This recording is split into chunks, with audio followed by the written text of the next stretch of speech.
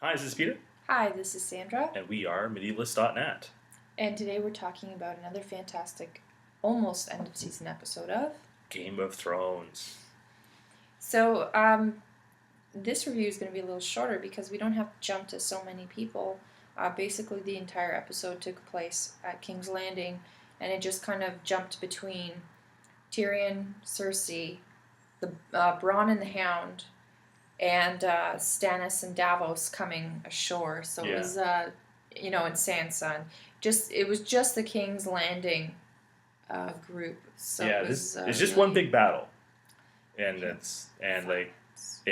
was a really really violent and fun episode. So they your first thoughts is I really liked the fact that they kind of just concentrated on this one battle, and it all dealt with it. We didn't go off and find out what was happening in Winterfell or on the Wall or with Daenerys. It's just on that. I really enjoyed that kind of. It really adds to all the tension, I guess.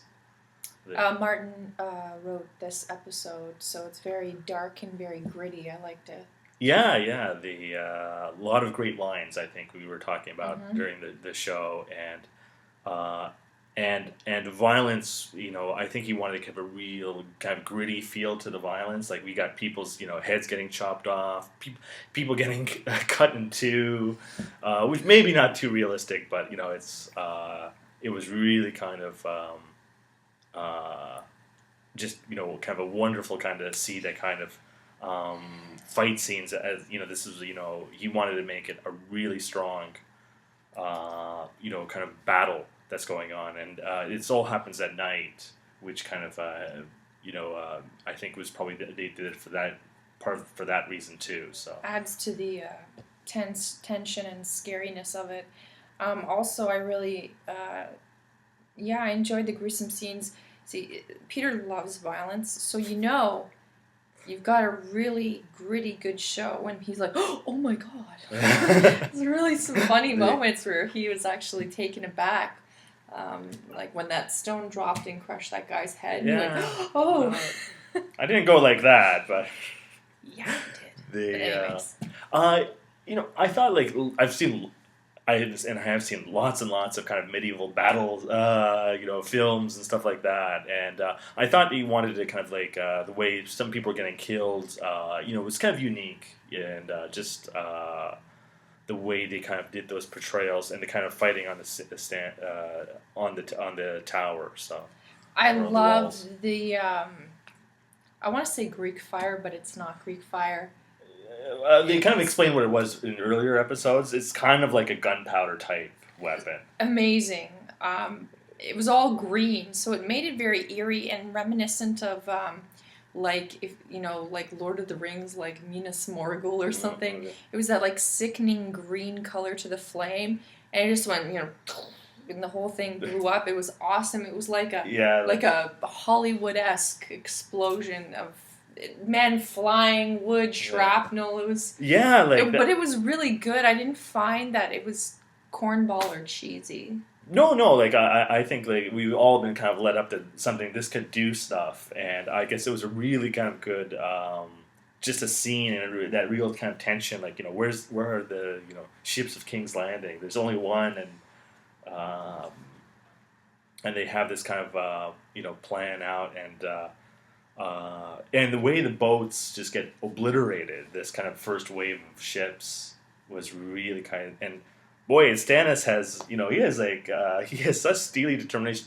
They did that. Okay, let's attack, So. Yeah, and if you compare Stannis to Joffrey, Stannis is like, screw this crap, I'm gonna attack anyways. Guy's like, well, hundreds of us are gonna die. They've got this crazy fire, and He's thousands. Like, thousands. Let's get this show on the road. Okay. And he's like at the front, like George Washington at the boat, leaning out, like right in there. So good.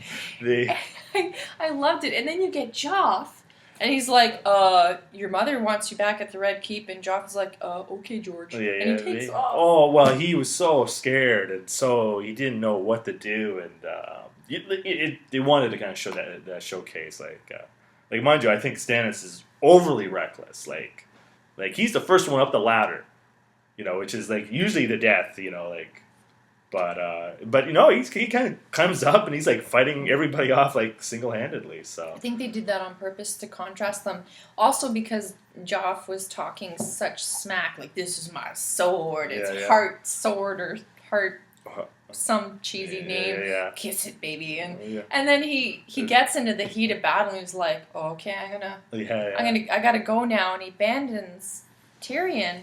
And poor Tyrion has to give like a Mel Gibson Braveheart battle speech to get people to rally behind him. I have to say, like the surprise was almost the Hound leaving after kind of fighting it off, like doing the fight for the first, leading the fight for the first 5-10 minutes of the battle, and then he basically walks out on everybody, which was that was wow, I didn't expect that. I loved.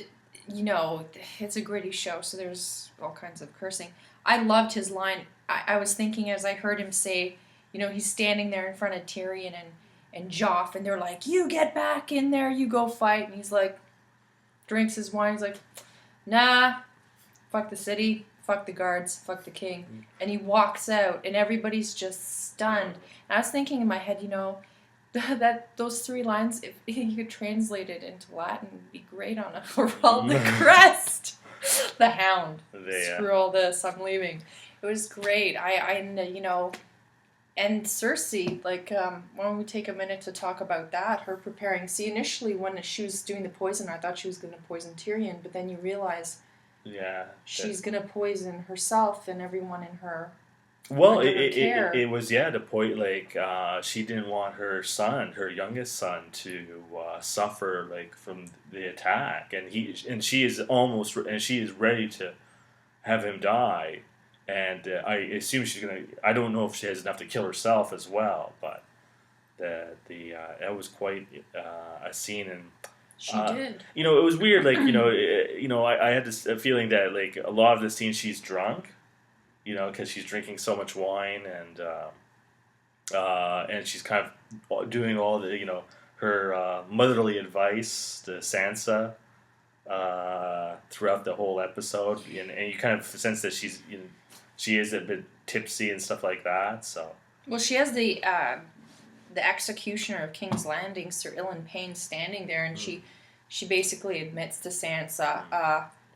He's here to kill us all. Yeah. Because if they break down those doors, over my dead body, am I going to let them rape us? I'd rather us all die. So she's prepared this kind of death chamber, and and then the Hound comes and offers Sansa an out. Mm-hmm. So are you surprised by Sansa's idiotic reaction? Oh, I think she doesn't know the trust, right? This is all for her. This is all weird and new and stuff like that, and it's I take it she does go with it in the end, but we kind of see him leaving, and are you gonna follow me or not? It's but I hope she takes him up on his offer, but I don't know. She is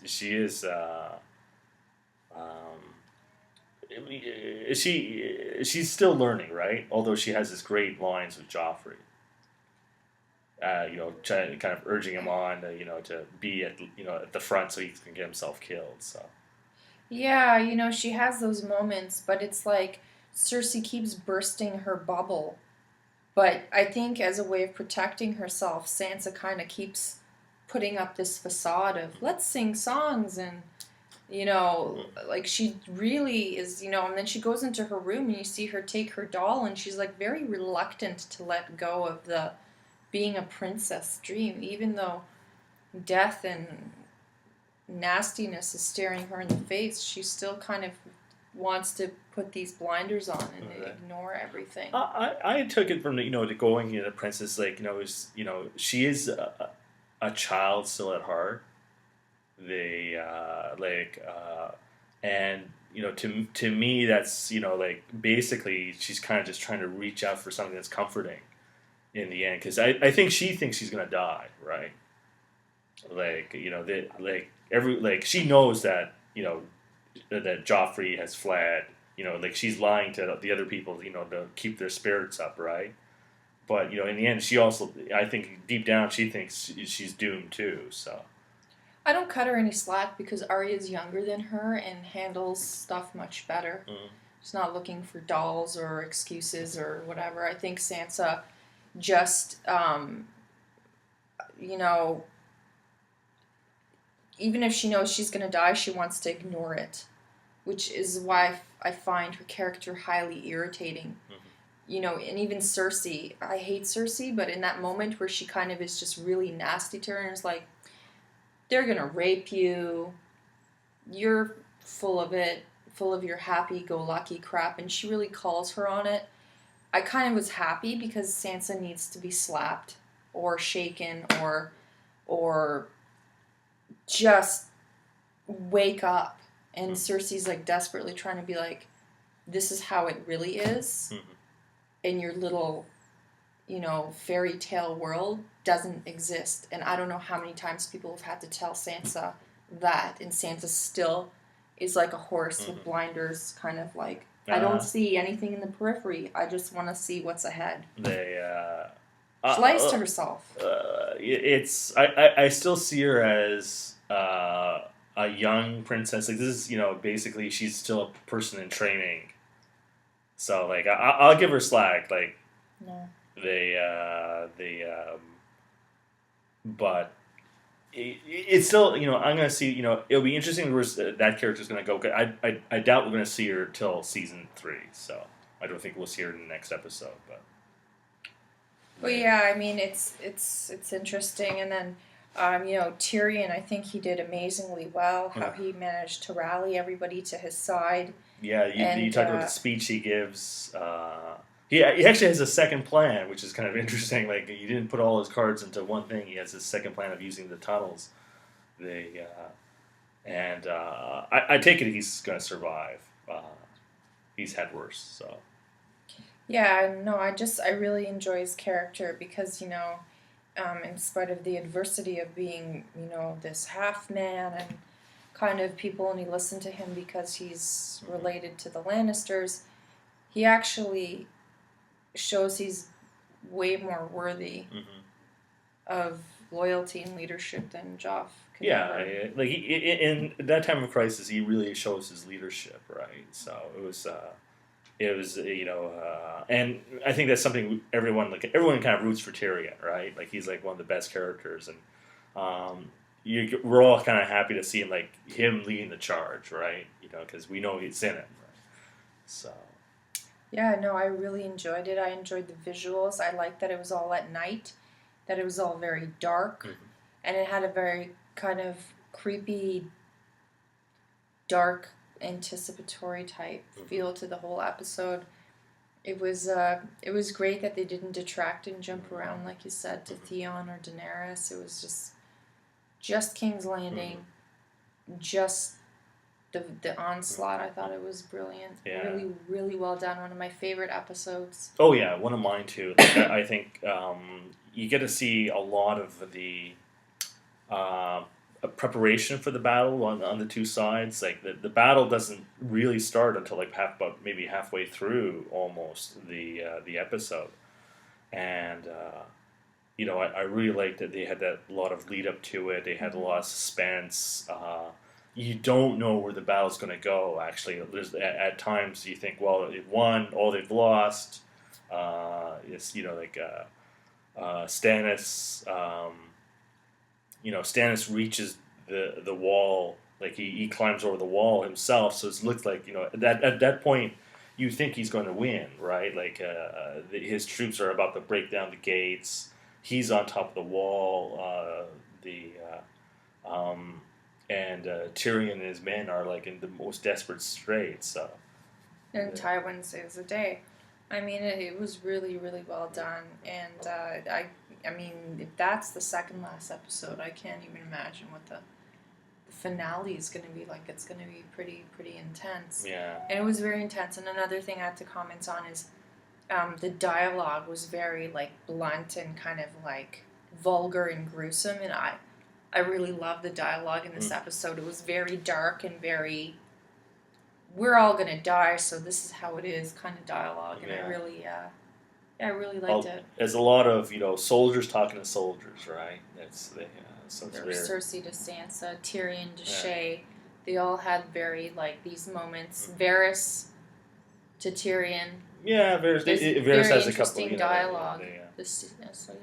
So stay tuned with us next week for the finale. I guess. Season finale. I think we said lots of storylines have to be finished up. Daenerys in particular, to try and get her dragons back, and Jon Snow up on the wall. So that's see what's going to happen to him. So join us next week for the season finale of another exciting episode of Game of Thrones.